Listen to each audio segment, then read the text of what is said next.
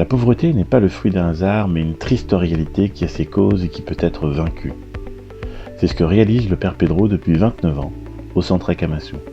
En 29 ans, plus de 400 000 individus sont passés dans les centres Akamasu et ont été aidés. Pour cela, il aura fallu remplir des objectifs bien précis, et l'un d'eux est la santé. Apporter une aide d'urgence temporaire aux personnes les plus démunies, fournir des soins de santé durables, et au quotidien, répondre aux demandes de chacun pour que la santé ne soit plus un privilège.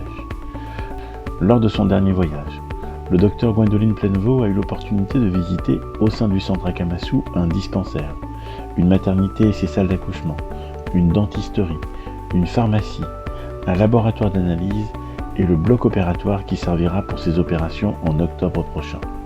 Lors de sa visite, le docteur Gwendoline Plainevaux a aussi partagé longuement avec le docteur Mboulatine, le docteur Isabelle et madame Véronique, la directrice de l'hôpital. Le docteur Gwendoline Plainevaux a terminé sa visite par une rencontre avec le père Pedro, et c'est après un long et fructueux entretien qu'ils ont décidé que les femmes du village du père Pedro, souffrant d'incontinence urinaire à l'effort, pourraient être prises en charge et opérées gratuitement par le docteur Gwendoline Plainevaux lors de sa prochaine mission VAVI qui aura lieu en octobre 2019.